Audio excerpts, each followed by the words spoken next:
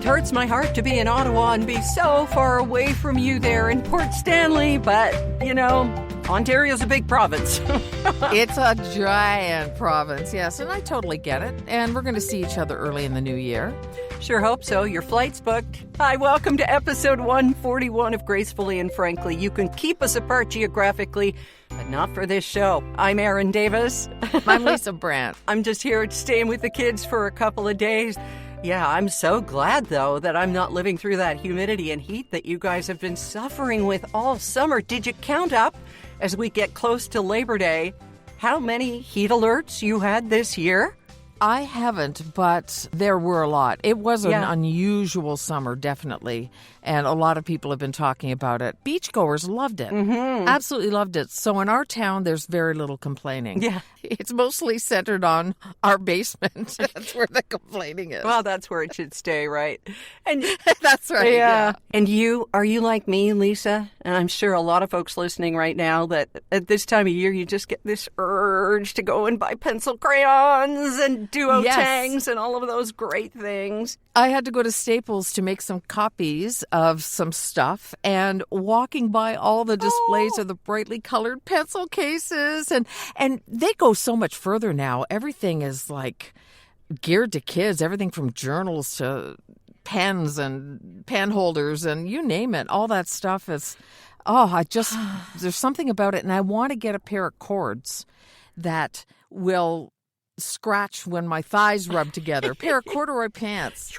Because to me, that's back to school. Yeah. And because we bought them, even though it was still really warm, my mom always insisted we wear them anyway. Yep, all the sweaters and blouses and the combo sets and stuff, you wore them that first day. It didn't matter that it was 28 and felt like 34 in your classroom. Oh, no, you had to wear the new stuff. Oh. Yeah. Did you ever make a pencil crayon case out of jeans? No, I didn't. You did? Oh, yeah, well, I broke more of my mother's sewing machine needles. Oh, my God, I can't imagine how angry she was every time she went to use her old Singer. It was Sinatra.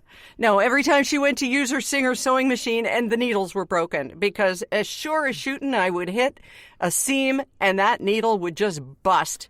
But I loved to make things out of old jeans. That's what we did back in the day. We did the shoulder bags. We did the whole thing. Yeah, somebody in school made a shoulder bag for me. When I sewed, it was always a project for home ec. So it was like, I remember making a T-shirt and skirt that I wore for ages. Yeah, some really nice stuff, but never stuff with jeans. Maybe I wasn't allowed to because I would break a needle. I don't know. Maybe. Well, I never took home ec. We didn't have home ec offered in our high school. So, and it shows. Well, the funny thing is, I don't think I brought any of those skills home. Oh. We made pies. We made all sorts of stuff. We made everything. We learned to bake. We did all of these different things, and the sewing, and I remember us talking about interior decor. Wow. All sorts of stuff. And I took shop class. I was the first girl to take shop in our high school, and it was a really good class with lathes and all sorts of stuff. Yeah, pretty good for Smithville. Well, I guess so. I didn't get lathed until about grade 13. But anyway. Remember grade 13, kids? How old are we? Well, while we're talking old tech, new tech, and things we don't use anymore, thoughts and prayers after 10 years with my very favorite phone with a button on the front to navigate from one page to another and stuff. I finally broke down and bought a new iPhone last week, and it has been a learning curve, girl. How many have there been since they got rid of that button, or is it just sort of recent? The button has been gone now for about 8 years. Yeah, I thought so. Yeah, and it's a floating button now, meaning there's a dot on your screen and you can move it around. But I invariably, when I would use Rob's phone, I'd get furious because, well, I have a short fuse when it comes to technology and learning things. But I could never get that button in the right place. But now you can get rid of the button and just use a bar at the bottom. So somebody listened to somebody for a change with Apple and their ever-changing adapters. I know you broke up with Apple a long time ago. And I did. Apple did something that I just couldn't get past.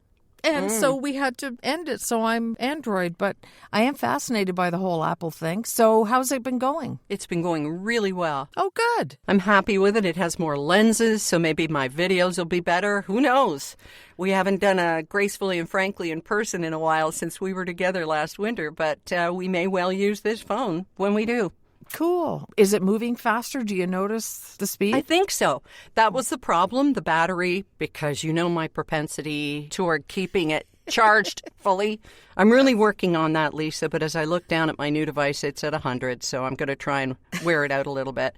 But I came across a fascinating story, and I sent it to you right away because this is so in our wheelhouse about new technology being great for older brains. We have to lean into this, and it's really, really helping us.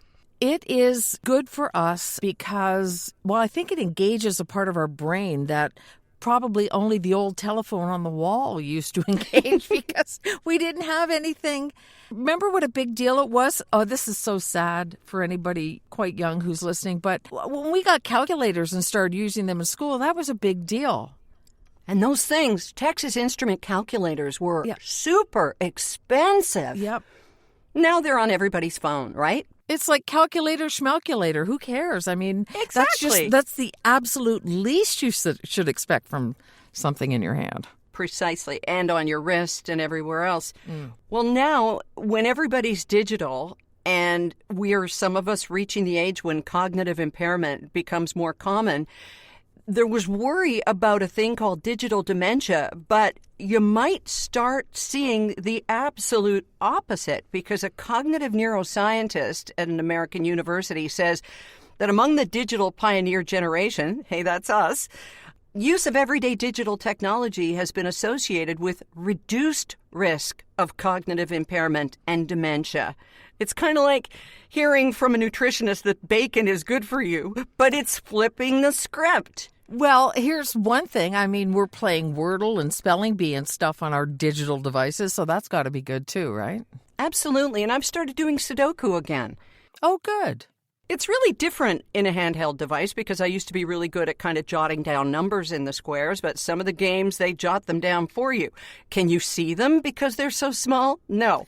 But that's another problem altogether. But they're saying that 90% of studies have found that technology has a protective cognitive effect. So it's actually good for us to be using technology and to be learning new things. So don't be afraid of it. Lean in, find a new game, follow the prompts and do different things. And you might just find that thing that really kind of makes your brain spark. I love it. Yeah, I do too. You mentioned that technology frustrates you or whatever. Derek is the same way. So if that's the case, then just do it on your own time when you're by yourself and play around with it and figure it out. You really can't get into much trouble unless you turn it off accidentally or do something like that. So yeah, that's the time to do it. Oh, that's great. That makes perfect sense because this stuff isn't innate to us. We had to learn it from the word go, and we know that it's been designed with human proclivity in mind, but not necessarily ours. Yes. People younger than us, right? Yeah, it's like when you see a child pick up a device and they just start swiping and wiping and pulling up and down and stuff. And it's so intuitive to them, but we have all these fears going, oh, what's going to happen if I do this? You just go in kind of fearlessly. And interestingly about dementia, this is encouraging too. The proportion of older adults developing dementia has been falling in several European countries, and they have attributed it to less smoking, higher education, better blood pressure, and they believe engaging in technology. So go ahead. Go to our gracefullyandfrankly.com page and just hunt around a little bit. You can't get lost. You won't take us down. We can do that ourselves. But, just have some fun and use that beautiful brain of yours. You say this happening in European countries right now, and it reminds me of that guy who wanted to move to another country because he heard their life expectancy was longer. That really happened. I thought, I'll go to a European country and then I won't get dementia. But that's not really how it works. Yeah, I know. Technology can't fix stupid. That's right. It can help.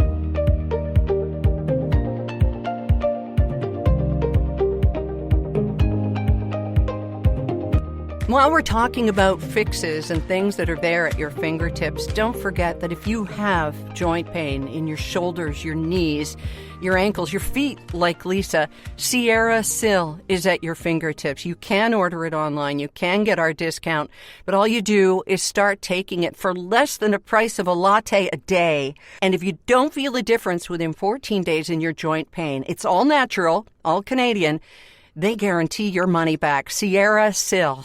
Sierra, like the mountains, SIL.com. The code GF will get you 14% off your purchase. Hey, how about a BLT? Okay. BLT. Sorry, not a bacon, lettuce, and tomato, but the bend, lift, and twist. We're going to talk about back pain here and the main things that spine surgeons say we are doing to ourselves. Rob did this just a couple weeks ago, and he said, I knew it. I hadn't been exercising on my ball, doing the crunches because of the cataract surgery. You're not supposed to do a lot of exertion or sitting up, sitting back, sitting up. And son of a gun, he was in a bad way for a couple of days. How about you and your husband? Do either of you go through this every now and then? Because most of us do. I used to have back pain regularly, lower back especially, but I started doing some stretches and I don't get it anymore, Erin. And I'd be happy to do a little video of the clumsiest woman ever doing stretches. But Derek did, and he's never had back pain in his life. And what he had done was lifted something and turned with it, something heavy. And it's exactly that. He picked it up and he bent over, picked it up and twisted, and he was in agony. That is the thing to do. And people do it with suitcases. I've done that myself, trying to run across a crosswalk with a great big heavy suitcase. My shoulder bag fell over and I just twisted, tried to do everything. And you were with me. We were on vacation and I ended up spending a couple of hours at the chiropractor just trying to get it worked out. Yeah. Taking a child out of a car seat because you're bent over in the car. And this can be your grandkids too. We do it with our grandkids or little ones, trying to get them out of a playpen or whatever. It maximizes the stress on your discs, making it more likely to rupture. And so if you're going to do a BLT, you are to take a beat and try to do each motion separately. Make sure, imagine your feet, you can do it with your fingers right now. Imagine your both feet are planted and your weight evenly distributed. Then lift from your legs, which we always hear, instead of your arms and back. Try and keep heavier items close to your body when you're picking them up. That puts less strain on your spine. And then avoid twisting altogether, having your feet face whatever you're lifting. You know something else that works for me? Saying no? Exactly. Just saying I can't lift anything very heavy. And it has been a lifesaver because, my neck. And it's also really helped me not hurt my back again. And there's always someone around to do it. So it's not like I just walk away and don't help at all. But right.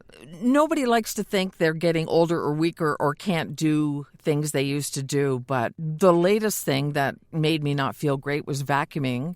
And Derek offered to do it. And I said, oh, that's ridiculous because I don't want him to start. Then that's one more thing I can't do. But then I thought about it. It has a motor in it. It might be fun for him, right? Well, why not? But you got to be careful of vacuuming because that is the bend and twist. It may not have the lift in it. But sometimes you're bending down to pick up the corner of a carpet and then you twist and that's it. Game over. Now, another thing we do, and I was so mindful of this, Lisa, when I was flying to Ottawa last week, is the dreaded carry-on. Yeah. Check your carry-on bag's weight before you leave for the airport and lift it to your waist. And if it can be done, no problem. But then you see if you can lift it to the overhead level. And this should be done in 2 steps. Because the muscles that lift the bag from the floor to your waist are way stronger than the ones that lift it from your waist to overhead.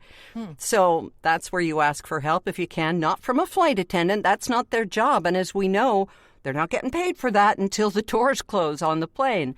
So it's always better to check your bags and the weight. And some people don't even carry them anymore.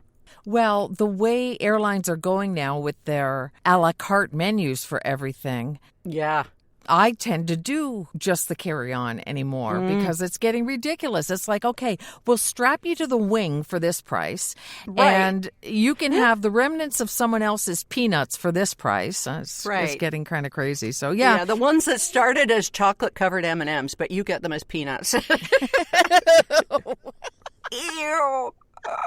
But they were business class M&Ms. You'll eat them. Yeah. High class spit. Yeah, high class spit. But you're talking about crunches and stuff, and just the fact you're doing them, and they really worry about how people are doing crunches too, so be sure and do the research. Wait. I don't do crunches. I don't do just crunches. The snacky kind. No, you mentioned Rob doing crunches, but I don't do crunches. I do stretches. Oh, stretches. Right. Very different. Yes, please. I do not want to mislead anyone to thinking I could even do a crunch. Next thing you know, I'll be saying I do a planking and all these other things. I do none of that. Oh, I so want to do planking, and I used to be able to, but Lefty just doesn't want that kind of pectoral exercise anymore. So how about a half-ass plank? Do we have that? The only planking I do is a salmon on the barbecue. That's about it. Be sure and check out really reputable sites if you're going to start any kind of an exercise program. I know last week we talked about Japanese walking and stuff, but it's also very important that you have support wherever you're sleeping if your mattress is good. And of course, we can't even begin to tell you how important the right pillow is. The Envy pillow is shaped just perfectly to cradle your head, give you support at your neck, and it's designed for the way your head and neck are made, instead of making you try and conform to a pillow that's just a piece of foam or a stack of feathers. You need to check it out, as well as all of their other things. You know, I am addicted to using the copper-infused washcloths at night for my face, you know? Yeah. I mean, they did these studies and found that you can scrunch a thing up and throw it in a corner of the shower and it will basically self-clean. Now, I'm not going to do that, but you know that you can if I you might. want to. They're pretty great. Check it all out on their website. envypillow.com, envypillow.com. And remember to use the code GF for 10% off. Buy Canadian, support Canadian. Kim and Kathy all the way.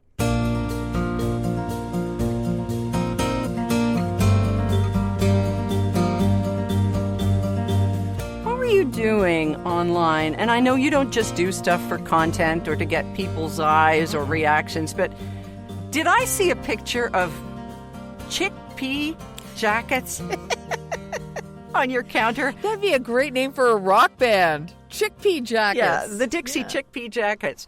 Yeah. Oh, okay. What? You were razzing me about dill pickle in potato salad last week, but I'm here to talk to you about you needing, I don't know, a life, a sous chef, any of the above? Okay, so it's kind of funny. I love roasted chickpeas, and I've tried to make them a few times, and they're just pure goodness. You know, they don't have a lot of extra junk in them. They're high protein, all sorts of stuff, and I can never get them to stay crispy. They'll be crispy when I take them out of the oven or the air fryer, and then by the time they sit for a while, they're chewy again. So I went on a deep chickpea dive. Oh, Aaron. You got to be careful Googling the term chickpea because you're going to get some images you don't want. But anyway, go ahead. So one of the things I saw said it's tedious, but you have to remove the outer skin. And there's no way to do it. You can't just rinse it off or anything. You have to pull it off each one. And so I did. And it is tedious. For a couple of cans of chickpeas, it's a pain in the neck, but it made all the difference in the world. And the other thing that they suggested was not to season them until they're roasted. And so they turned out perfectly crispy, and they stayed crispy, and they're just perfect. So I did put that online, the big pile of chickpea jackets and the chickpeas. And several people said I do this every time. And one woman said she listens to Gracefully and Frankly while she does it. So that it's something, to take her mind off how tedious it is. So it really is the secret to making them crispy. Do you add anything to your mix once you roast them? I've got to get all the details now. And what is your seasoning? Just a little bit of olive oil before they're roasted. Just, you really don't need very much to get them all oiled up. And then when they're done, I like a little bit of garlic powder, a little bit of sea salt, and some pepper. Derek likes celery salt or something. He likes something with a little more saltiness in it to go with it. I'm okay with real mild, almost nothing flavor. No cayenne or cumin or anything hot like that? Yes, I put in a little bit of paprika. And I like them the way they are. I don't like to put a whole bunch of stuff in them. Derek likes them really flavored, so I make two different versions of them. One woman suggested Italian seasoning. Oh, yeah. You can do just about anything. I have lemon pepper salt. I could, maybe try that. But I don't like them flavored. I like them plain. And I use them on top of a salad, and they give that extra little texture that's just, I'm telling you, I cannot get enough of them. Between that and cauliflower, just put me on an island, and I'm good. If I ever get really rich, I'm hiring someone to peel chickpeas all day long. That's what I'll do. That's what we'll do. Do you know, I was at an event a couple weeks ago and heard about a woman who peels all of her mushrooms. Have you ever heard of that? I've seen it in recipes. Why? Is it aesthetics? I think it's got to do with the fact that they're grown in, poop. Oh, okay. But you just wash them. You just wash them, yeah. Jeez. I don't even wash potatoes before I put them in the water to boil. I figure the water's going to clean them. They're going to boil. Right? I think the more people listen to us, the fewer are ever going to eat one of the meals I make, Lisa. With the expired ingredients and the dirty food. When we're in Mexico, we are washing vegetables thoroughly. Yes, and we will be watching very carefully what we wash the vegetables with. Right. I've been on trips like to Egypt where you just absolutely could not eat anything that didn't have a peel on it. Yeah, I don't want to be that vigilant, but I think we kind of have to. Yeah. And it's going to be hard using bottled water to wash things. That just, to me, seems so wasteful, but I guess maybe you save that bottled water in a sink to do the dishes later or something. I didn't know we were doing that. Okay. I thought they had okay water where we were going to be. No, but they deliver bottled water to the condo, so that's what we're going to get. Yeah. Okay. Well, I'll look forward to you running a bath for me with Evian then. I'm kidding. Right. I'm kidding. Heated, of course. Heated. With candles.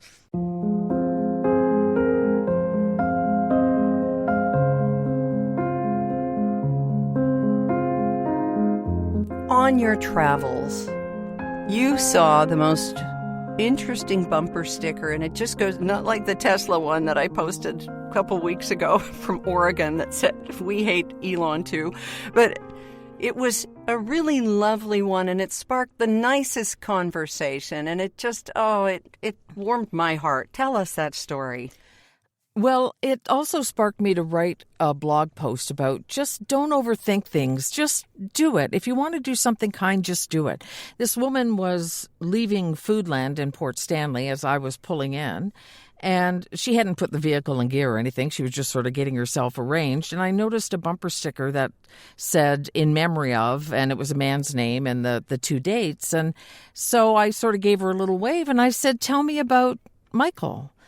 And she said, "Oh, thank you. It's my brother. And, he had ALS and he had other health problems. He died at 53. He was a funny guy. He was a wonderful guy, super smart guy." And I said, the way we keep people we love alive, of course, is by talking about them. And she said, "And thank you for asking, because it gives me a chance to keep him alive." And then she said, this is something I've thought about a lot because I was widowed at 26. And she was about my age. And she said, my husband was 28. And she said, I've never remarried. Wow. That was my husband. And she said, so it taught me to live every day. We did have a really nice exchange, and she thanked me and I thanked her, and I went on with my day. But I was very interested in who this person was, because she put a bumper sticker on for a reason. It's not just there for nothing. So, it was just a little encounter between strangers, and it was nice. It was a lovely discussion we had. What a sweet story. So Michael was her brother, and she was also widowed very young. So I'm sure her brother kind of took care of her in those ensuing years, too. Certainly get that idea. And it's just another reminder, too, that we just don't know what anybody is going through. Yeah. From their outside demeanor. That I'm not saying this about her or anything, but that person who snaps at you for no reason, maybe that morning had to deal with somebody who's sick at home, or who knows, right? Yeah. Yeah, we always try and keep that in mind, when you're out on a dog walk and you see somebody who just looks miserable. Well, we don't know. We just don't know, and it's just better not to judge. Oh, that's a lovely story. Thanks for sharing that. And by the way, we post all our blogs, mine and Lisa's, privately on our own sites, but of course on our Gracefully and Frankly Facebook page. Join us there. We've started to give it a little more content every day, just so you'll keep on coming back, because that's what it's about, is community, telling each other's stories, and occasionally even getting a coffee. Or how about 5 at once again? Yay!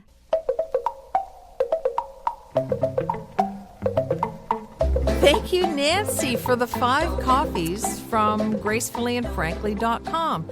The little coffee cup in the lower left-hand side. Click on that and you can buy us 1. You can buy us 30. You can just look at it and go, well, that's nice to do one day. It doesn't really matter, but it's wonderful that it's just another way to support the podcast, and we appreciate it. We sure do. Uh-oh. We can't forget this, because it's time for this week's edition in Totally Stupid or... Twist!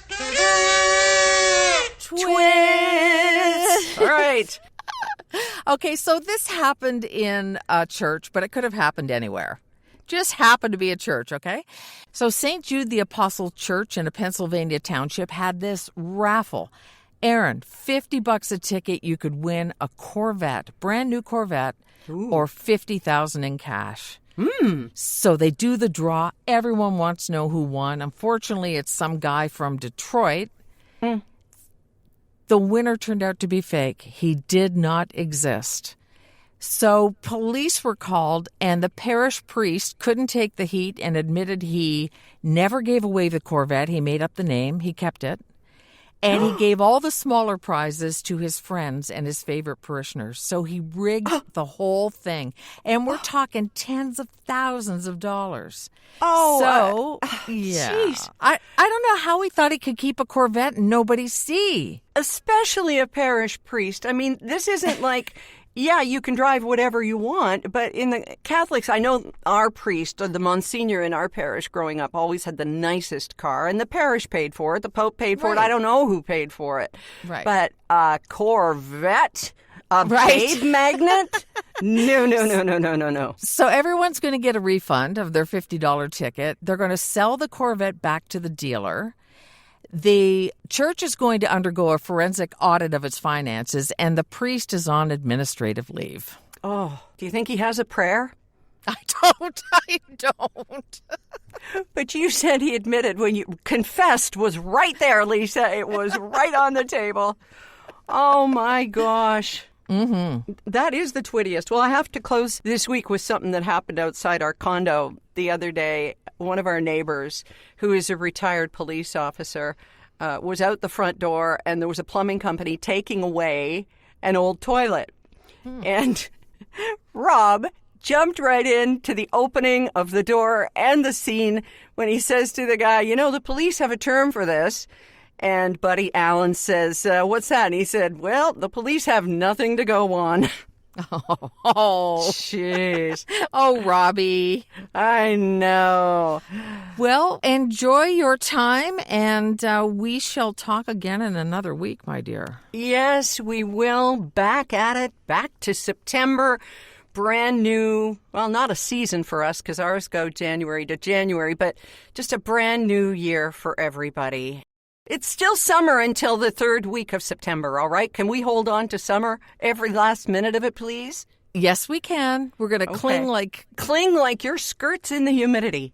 Yeah, like I'm wearing a skirt. Well, there's that.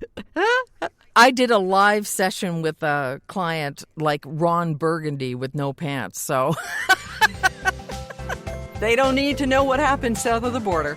That's and these days, we don't want to know what's happening south of the border. Very good point. Yeah, well, have a great Labor Day weekend, and we'll be back here with you next Thursday. Talk to you then. Bye.